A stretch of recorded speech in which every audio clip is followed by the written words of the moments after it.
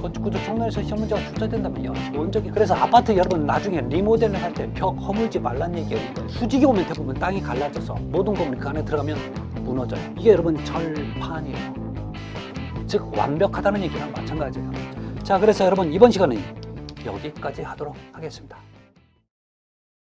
자, 이번 시간 우리 교재 53페이지 보시면 10번째 계급부 쌓기 구조제한이 나옵니다.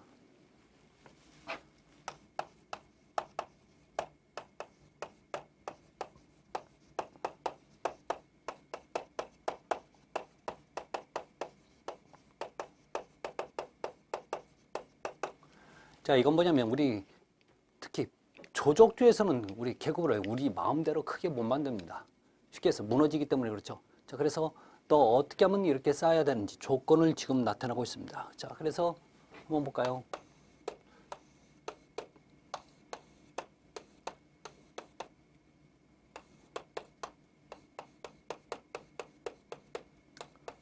자, 이렇게 계급부가 있을 때는 계급부는 수직이면 수직 또는 수평이면 수평선상에 오는 게 좋습니다.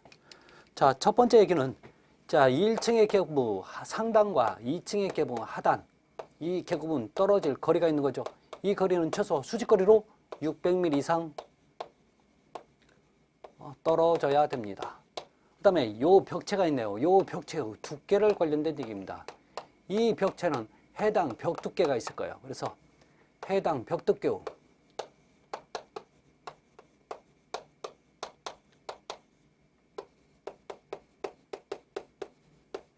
2배 이상 크면 좋아요. 자, 다음에 여러분 요 전체 계급부의 합입니다.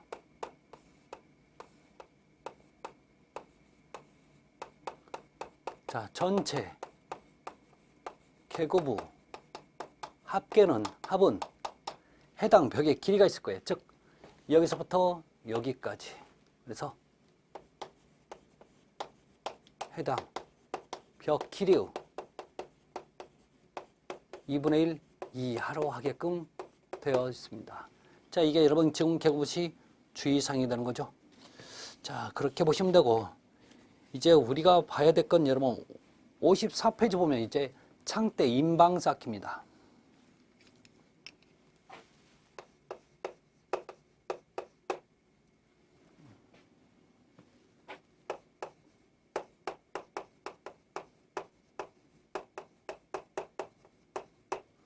여러분 창대 쌓기가 있어요.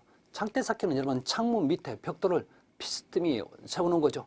자, 우리 교재도 한번 보시면 있을 거예요. 자, 그래서 이렇게 창문이 있으면 벽돌로 요 밑부분을 이렇게 경사지게 쌓는 부분이 있을 겁니다. 경사지게. 자, 그래서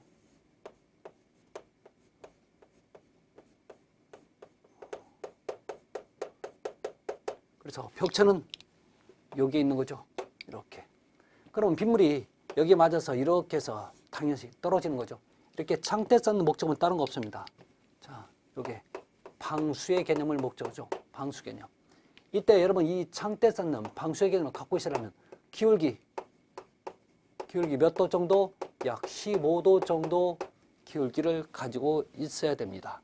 자, 그런데 얘는 이 끝이, 즉 여기서부터 요 끝이 들어가는 깊이가 있습니다. 이 깊이는 들어가는 깊이는 최소 15mm 이상은 들어가야 빗물이 또 안 새는 거죠. 그래서 정리 좀 하시면 돼요. 그 다음에 인방이죠. 인방. 자, 이 인방 같은 경우는 기본적으로 창문 위에 설치하고 있죠. 그래서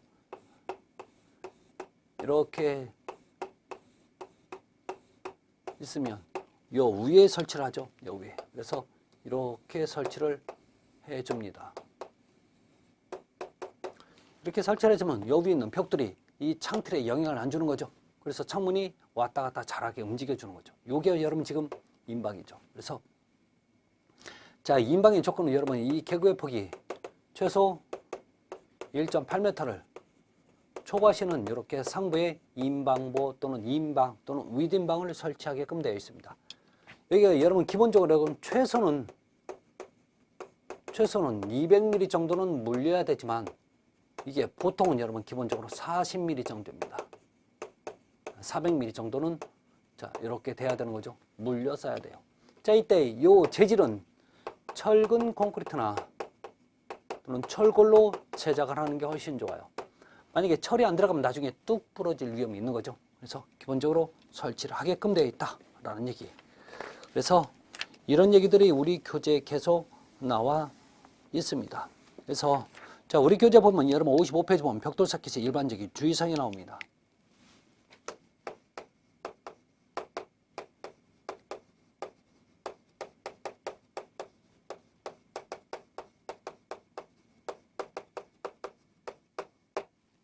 자, 벽돌 쌓기시 주의사항 여러 가지가 있습니다. 그래서 쭉 보시면 되는데 자, 우리 교재 이제 56페이지 보면 두 번째 이런 얘기 나와 있죠.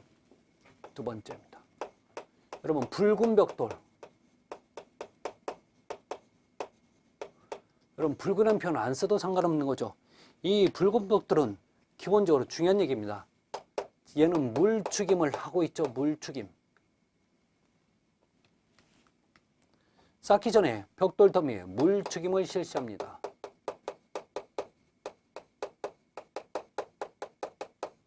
그런데 하지 말아야 될 벽돌이 나옵니다. 여러분 내화 벽돌, 또 시멘트 벽돌. 여러분 시멘트 벽돌을 혹시 콘크리트 벽돌이라도 같은 거라고 그랬어요. 이런 또는 블록 같은 건 절대 물축임 금지하죠. 나중에 블록은 여러분 모르타르 접촉면만 물축임한다라는 표현 나옵니다. 자, 그 얘기는 맞습니다. 자, 그래서 이런 얘기. 자, 네 번째 보시면 쌓기 높이 있죠. 자, 쌓기 높이는 1.2에서 1.5m가 최상위 되는 거죠. 그래서 이게 여러분 얘가 최소, 얘가 최대가 되는데 켜로 얘기한다면 보통 18켜에서 22켜가 되는 거죠. 이게. 자, 다섯 번째. 가로, 세로, 줄로, 나비는 모두 자, 줄눈의 크기를 얘기하는 거죠. 그래서 여러분 이 줄눈은 기본적으로 10mm를 항상 기준으로 한다라고 하는 게 나와 있는 거죠. 다음에 자, 여섯 번째. 세로 줄로는 통줄은 되지 않도록 하고 수직이 일직선이 오도록 벽돌 나누기 한다라고 나와 있죠. 여섯 번째. 자, 항상 절대 얘는 막힌 줄눈이 돼야 됩니다. 막힌 줄눈을 하는데 항상 그 막힌 줄눈의 하나를 건너가더라도 항상 일직선상에 있어야 되는 거죠. 그래서 수직, 일직선상 상에 오도록 하는 게 자, 통일성 있고 굉장히 좋은 거죠. 자, 일곱 번째 갈까요? 일곱 번째입니다. 여러분 벽돌을 쌓을 때 항상 내력벽을 쌓는 게 좋죠. 그래서 기본적으로 아무 조건이 없으면 영국식이나 또는 화란식 쌓는 것을 이를 원칙으로 하고 있습니다. 그래서 아무 조건이 없으면 얘들이 원칙이 돼요. 다음에 자, 8번 벽돌벽의 블록과 서로 직각으로 만날 때 벽돌벽과 자, 블록벽이 직각으로 자, 교차해서 만날 때는 여러분 연결철물을 사용하게끔 되어 있습니다. 자, 그래서 거기 보시면 자, 연결철물 말도 직각으로 만날 때 교차할 때는 연결철물을 사용합니다. 그래서 연결철물을 쓰는데 자, 기본적으로 좀 쓰는 것들이 존재를 해야 됩니다. 그래서 얘는 어떤 게 기준이냐면 요 블록이 기준이 되죠. 그래서 블록 세 켜마다 연결철물을 쓰게끔 되어 있어요. 그래서 자, 여기서 중요한 건 벽돌이 아니라 블록 세 켜마다 하게끔 되어 있다는 얘기. 다음 자, 9번 벽돌벽 콘크리트 기둥 또는 슬라브 하부면과 만날 때는 그 사이에 모르타르를 반드시 충질을 해주게끔 되어 있어요. 자, 어떤 자, 콘크리트예요. 벽돌이 요만큼 있으면 이만큼 남은 공간이 있을 때 그대로 놓지 말고 여기에다 모르타르 같은 거 채워 넣으라는 얘기죠. 자, 그다음에 10번. 동족일 때는 여러분 내한제를 써서 이 모르타르 자체가 어는 것을 방지해 줘야 된다는 얘기죠. 그래서 나머지 여러분 보시면 큰 문제는 없을 것 같습니다. 자, 이제 우리는 58페이지 보면 제2절 시멘트 블록 공사입니다.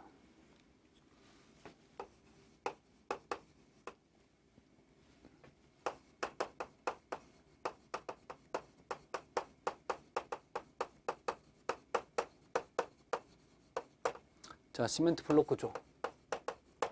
자, 이제는 여러분 시멘트 블록을 콘크리트 블록이라고도 얘기합니까? 콘크리트 블록입니다. 자, 이 콘크리트 블록에 관련된 얘기는 뭐 특별한 얘기는 없습니다. 꼭 시멘트 블록, 즉 콘크리트 블록에서 나오는 것은 제한적으로 있는데 그게 바로 여러분 59페이지 보면 보강 블록조가 나와요. 자, 그래서 세 번째 보강 블록조가 있는 거죠. 자, 이 보강 블록조에서 보강을 뭘로 할 거냐면 철근으로 하는 거죠. 철근으로. 결국 이 철근을 하다 보니까 중요한 건 뭐냐면 이 철근이 가다가 굽어져서 가지는 못한단 말이에요. 그래서 반드시 가다 보니까 그 구멍을 맞춰줘야 되는 거죠. 이래서 반드시 이 보강 블록조는 철근 때문에 통줄로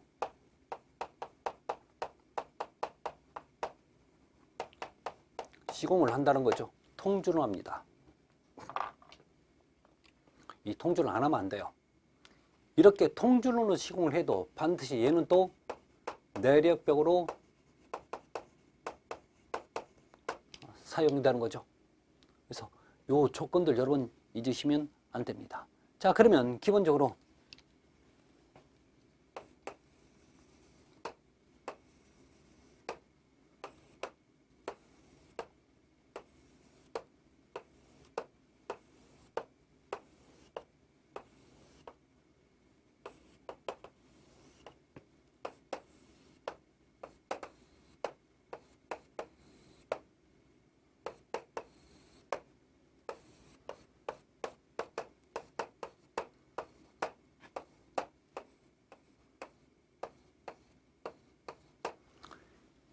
이런 거죠. 자, 여기에서 그러면 철근이 들어가는데 이 철근은 요 구멍에 들어가는 거죠. 이 구멍 쓰려고 만드는 거예요. 이 구멍. 자, 여기에 들어갑니다. 자, 또 가로철근 또 이렇게 가는 거죠. 이렇게 가요. 이때 요 세로철근과 이 가로철근 모두 그 철근의 규격이 있죠. 그래서 원형 철근일 때는 여러분 9mm짜리 쓰지만 이형 철근은 10mm짜리를 사용합니다. 자, 그 다음에 이 간격은 얼마 쓰냐면 800mm 정도마다 간격이 돼 있게끔 돼 있어요. 그 다음에 자, 또 기본적으로 요 세로철근, 이 세로철근은 여러분 도중에 절대 이어서는 안 되는 거죠. 세로철근 도중 이음이 있으면 안 돼요. 그래서 이 세로철근은 밑에서 위로 올라갈 때 하나로 사용하게끔 되어 있습니다. 두 번째, 이 세로철근은 정착이 필요한 거죠. 이 정착은 주로 어디에서 하냐면 테두리 워 또는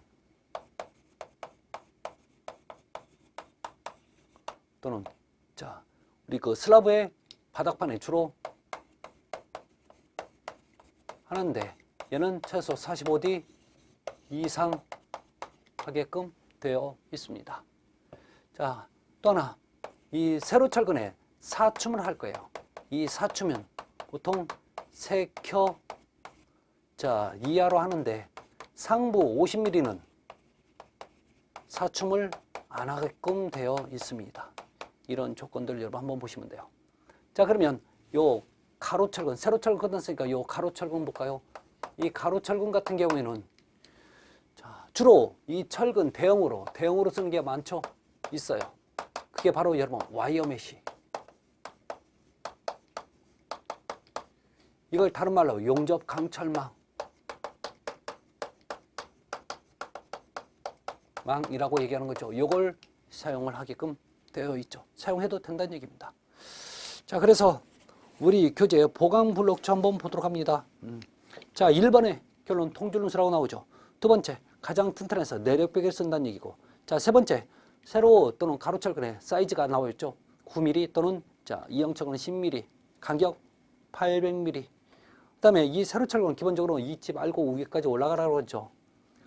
40대 이상 하고 그런 얘기들이 주로 나와 있습니다. 자, 10번에 보면 사춤업도 3켜 이하, 그다음에 상부 50mm 사춤하지 않는다라고 나와 있죠. 그래서 자, 사춤할 때 사춤은 철근이 있는 구멍만 해야지 철근이 없는 구멍까지 다 메꿀 필요는 없다는 거. 자, 이렇게 보시면 됩니다. 자, 다음에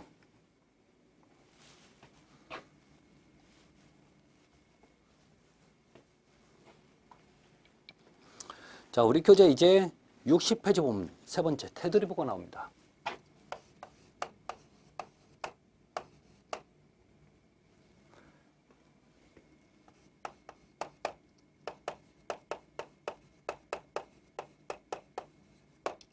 테두리보. 자, 건물 가장자리만 보가 지나가는 거죠. 이런 보를 테두리보. 자, 그런데 이 테두리보는 주로 보면 조적조에서만 발생되는 거지 다른 구조에서는 발생이 안 됩니다. 자, 그래서 이 테두리보인데 사실 테두리보 하는 목적이 나오겠죠. 가장 큰 목적은 다른 거 없습니다. 자, 얘가 자, 상부에 오는 하중을 일체화시켜서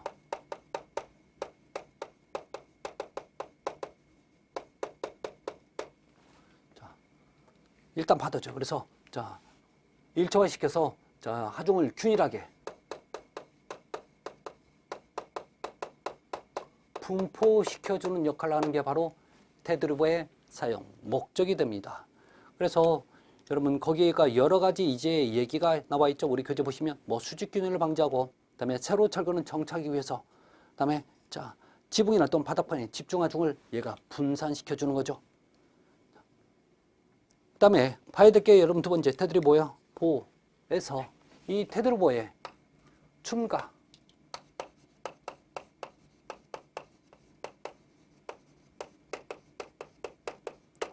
너비에 관련된 얘기입니다. 자, 이 춤의 조건이 있죠? 있습니다. 이 테두리보의 춤은 기본적으로 춤입니다. 자, 이 춤은 300mm 이상으로 하거나 또는 어떤 그 내립벽 두께가 있을 겁니다. 그 내립벽 두께 1.5배 이상. 이 둘 중에 큰 걸로 하고, 자, 너비는 요 내립벽 두께 이상이면 돼요. 그래서 내립벽이 여러분 150mm면 150mm, 200mm, 200mm 이거 하라는 얘기죠. 자, 그렇게 보시면 됩니다. 그래서 이제 61페이지 보면 네 번째 블록 사킷이 주의사항이 나오고 있어요.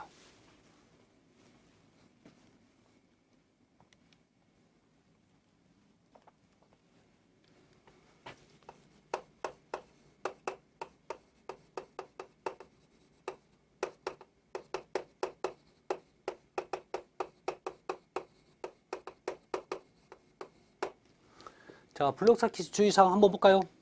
자, 1번 블록은 살 두께가 두꺼운 쪽이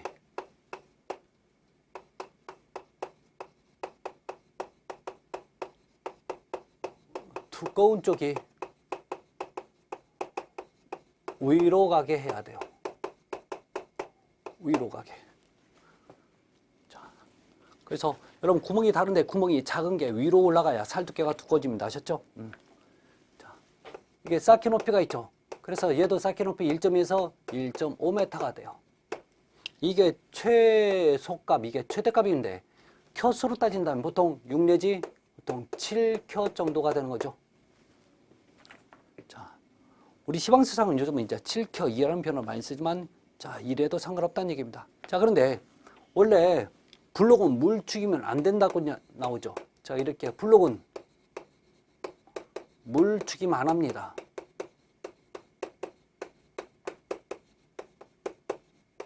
자, 그렇지만 이런 표현 나와도 되는 거죠. 우리 교재처럼. 자, 블록은 벽돌 관리, 모르타르 접촉 부분만 물 죽임.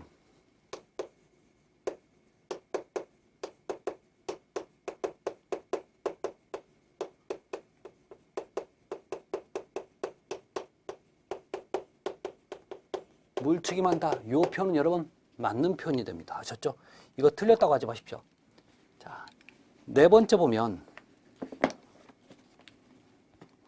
자, 세로줄눈과 철으로 넣는 빈 구멍에만 모르타르 또는 콘크리트를 넣어 사춤한다. 즉, 사춤을 하는데 철근 있는 구멍만 사춤을 해서 채워 넣으라는 얘기죠. 그래서 사춤은 세켜 이하 하라는 얘기죠. 자, 5번 이렇게 나옵니다. 모르타르나 크라터를 비빔 시간은 기계 비빔을 사용하는 경우 최소 5분 동안은 비빔. 여러분 지금 5번 얘기는 이 모르타르를 비빌 때는 뭘로 비비라고요? 기계로 비빔하라는 얘기죠. 기계로 비빔. 자, 기계로 비빌 때 너 비비는 시간은 최소 5분 이상은 비벼줘야 된다는 얘기죠.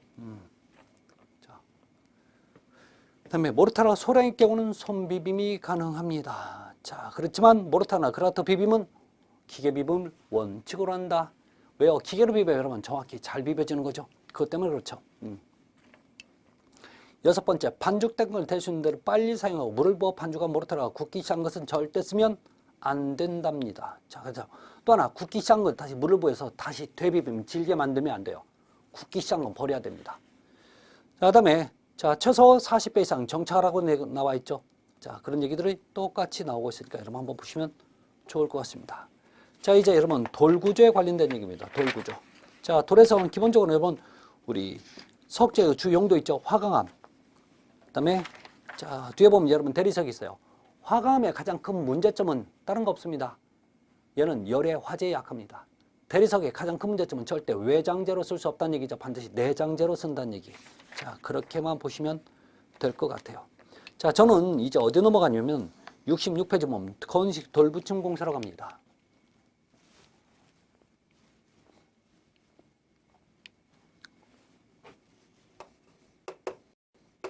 56페이지 보시면 세 번째 건식 돌붙임 공사.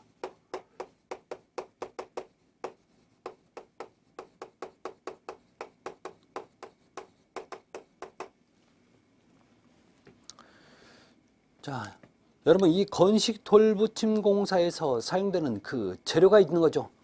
그 건식 돌붙임 공사에서 돌을 붙이는 그 재료를 여러분 긴결철물 또는 연결철물. 자, 그래서 우리 교재 보면 여러분 긴결철물, 연결철물 보면 영문으로 자, 패스너라고 씁니다. 자, 이것을 읽으면 뭐 패스너 또는 파스너 이렇게 읽어줘요. 자, 얘가 여러분 지금 중요한 역할을 하는 건데 결론은 얘가 지금 한 번 시험 문제에 나왔던 게 야, 너 잠깐 보실래요? 얘는 이렇게 돌이 있어요. 자, 이렇게 돌이 있으면 얘가 연결철물이 이렇게 해서 요걸 갖다가 고정을 시켜줘. 이렇게 얘는 밈이 안 까불도록 고정이 되어 있습니다. 그래서 얘는 최소 이렇게 고정이 되어 있는데 야, 너 위에 게 이렇게 고정되어 있는 게 있고 또 밑에서 얘를 받치는 게 또 있어요. 버티는 게 있다고 이렇게 있고 또 밑에서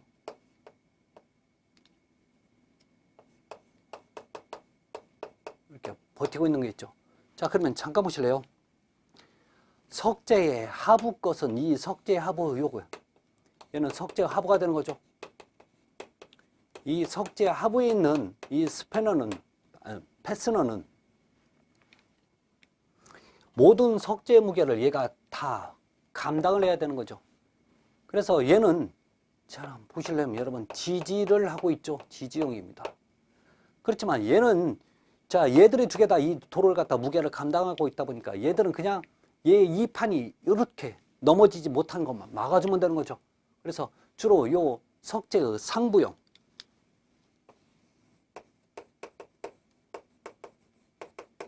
상부에서는 요 패스너들 또는 긴결철물은 반드시 고정용이라는 거. 이렇게만 여러분 보시면 됩니다. 그래서 우리 교재에 나와 있는 게 지금 건식 돌붙임 사용되는 이런 자, 연결철물, 긴결철물이 되는 거죠. 자, 그래서 그 정도만 좀 보시면 좋을 것 같습니다. 다음에 이제 우리 73페이지 보면 네 번째 철근 콘크리트 구조가 나옵니다.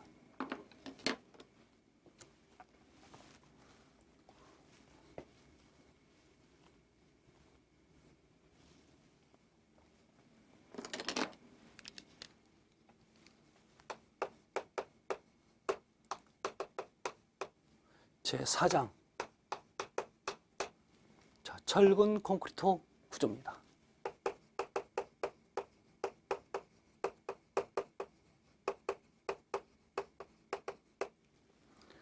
자, 철근 콘크리트 구조에서 기본적으로 이 철근 콘크리트는 시험 문제 많이 나오니까 좀 자세히 좀 잘 보셔야 됩니다. 기본적으로 성질이 나와 있죠. 자, 철근 콘크리트의 성질입니다. 첫 번째 얘기가 여러분 이런 얘기죠.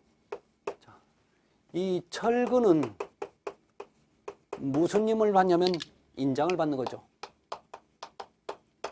자, 두 번째, 콘크리트는 압축을 받게끔 되어 있습니다. 그래서 철근은 인장력이 큰 거고 콘크리트는 압축력이 크다고 얘기합니다. 인장력이 크다는 얘기는 서로 잡아든 잘 끊어진다, 잘 늘어난다, 안 늘어난다, 안 늘어난다. 자, 콘크리트는 눌렀을 때 잘 깨진다, 안 깨진다, 안 깨진다. 이래서 두 개가 하나가 돼서 아주 좋은 구조가 된다는 얘기죠. 자, 두 번째, 철근과 콘크리트의 선팽창 개수가 거의 같다. 요 두 개는 선팽창 개수가 거의 같다고 얘기합니다. 이 선팽창 개수를 다른 말로 열팽창 개수라고도 얘기합니다. 이런 거죠, 여러분. 여름철 굉장히 뜨거워요. 그러면 뜨거우면 여러분 지금 철은 잘 늘어나는 성질을 가지고 있죠. 늘어나요. 그러면 콘크리트는요. 같이 늘어나요. 뭔만큼이요? 철만큼. 이게 바로 지금 열 또는 선팽창 개수가 거의 같다는 얘기입니다. 이러니까 철근이 콘크리트 안에 들어가도 뜨거워도 같이 늘었다 줄었다 하니까 얘가 분리될 일이 없다는 얘기죠. 그래서 이게 일체화가 되는 거죠. 이래서 좋다는 얘기입니다. 자, 세 번째. 여러분, 콘크리트는 알칼리성을 가지고 있습니다. 이 알칼리는 녹을 방지하는 성질을 가지고 있어요. 녹방지. 그래서 이 안으로 철근이 이렇게 들어가다 보니까 녹을 안 쓸게 막아주는 녹방지 효과를 가지고 있죠. 그러니까 철근이 오래 가도 건물을 부시고 나면 여러분 콘크리트 안에 있는 철근이 그대로 노출되는 거죠. 녹이 안 쓸고. 그래서 거주체가 오래 가고 좋다는 얘기죠. 그래서 내구성이 그만큼 확보되는 거죠. 수명이 길어진다고요. 다음에 자, 네 번째, 철근과 콘크리트의 부착 강도가 좋아진다는 얘기입니다. 자, 네 번째는 철근과 이 콘크리트의 부착 강도가 자, 좋습니다. 우수합니다. 특히 여러분 이 철근 중에서도 원형 철근 말고 무슨 철근? 이형 철근은 이 부착 강도를 만들기 좋게 하기 위해서 특화된 철근이 되는 거죠. 얘는 표면을 어떻게 해요? 울퉁불퉁 만들잖아. 이게 여러분 이형 철근이요. 자, 이형 철근 좋은 점이 뭐예요? 울퉁불퉁하니까 콘크리트 안에 들어가도 안 빠지는 거죠. 이걸 여러분 뭐라고 얘기해요? 부착 강도가 좋다, 크다, 우수하다 이런 표현을 쓰는 거죠. 자, 그래서 자, 이런 얘기들이 철근 콘크리트의 기본적인 특징, 성질입니다. 그래서 장점, 단점 여러분 한번 읽어보시면 좋을 것 같아요. 자, 그 다음에 여러분 2절을 보면 이제 철근 공사가 나옵니다. 제 2절, 페이지 75페이지입니다.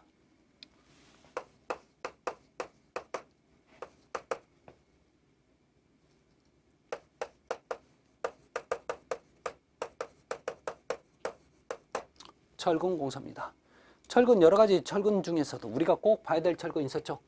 자, 여러분 원형 철근인데도 우리 교재 보시면 이제 원형 철근. 이 원형 철근은 표기할 때 파이로 표시합니다. 자, 두 번째 이형 철근이 중요한 거죠. 이형 철근입니다. 이형 철근의 영문을 뭐라고 표기하냐면 deformed, made by라는 표현을 써요. 그래서 요 대문자 D를 쓰는데 항상 이형철근은 대문자 D를 먼저 쓰고 뒤에다 숫자를 쓰게끔 되어 있어요. 자, 그러면 이거 읽을 때 여러분 이형철근 10mm, 자, 얘는 이형철근 13mm 이렇게 읽어요. 그런데 혹시 말해요,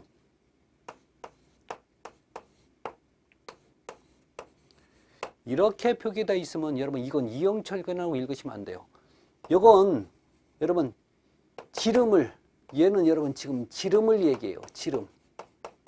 여기도 지름을 얘기하고. 그러면 너 지름의 10배, 지름의 10배란 뜻이에요. 아셨죠? 이거하고 이건 여러분 분명히 구분하셔야 됩니다. 아셨죠? 틀린 표현이에요. 자, 그렇게 보시면 됩니다. 그래서 요즘은 대부분 보면 뭘 쓰냐면 이형철근을 쓰게끔 돼 있죠. 그래서 이형철근을 쓰는 목적은 뭐예요? 얘가 부착 강도가 좋아지는 거죠. 이것 때문에 이형철근을 사용합니다. 그 다음에 나오는 게 여러분 고장력 철근입니다. 자, 고장력 철근 하이텐션 바 해서 항상 대문자 H자를 표기하게끔 되어 있습니다. 자, 그래서 자, 피아노선 용접 철망도 있는 거죠. 자, 그 다음에 여러분 우리 77페이지 보면 철근의 종류 및 기호 좀 잠깐 좀 보도록 할게요.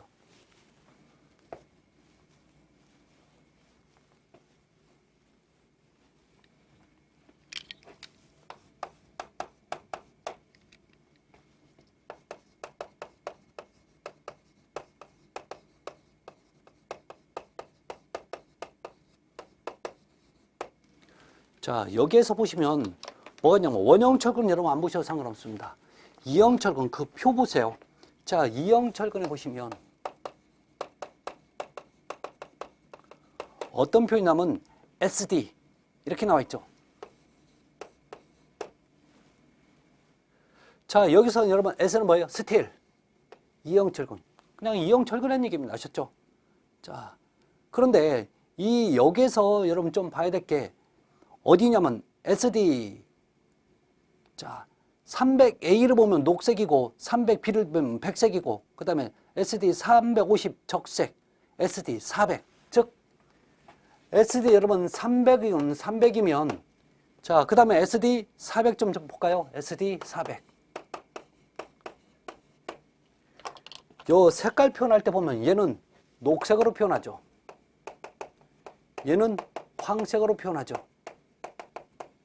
즉, 잘 보실래요?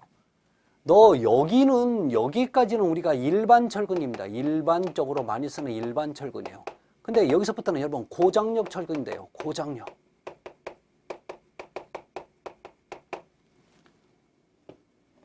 아시겠죠? 그래서 다른 거 없습니다. 여기서부터는 고장력이라는 거. 그래서 고장력 철근 5번에 보면 고장력 철근 SD 400 이상을 말한다라고 나와 있죠. 그러면 자, 여기에서 400은 여러분 400은 무슨 뜻이에요? 이게 바로 철근은 잘 보세요. 어떤 철근 뒤에 어떤 이렇게 숫자들이 이렇게 나오면 SD 400 이런 식으로 나오잖아요. 그러면 이건 인장 강도가 아니에요. 철근은 어느 정도 늘어나도 버티는 을 붙으면 버팁니다.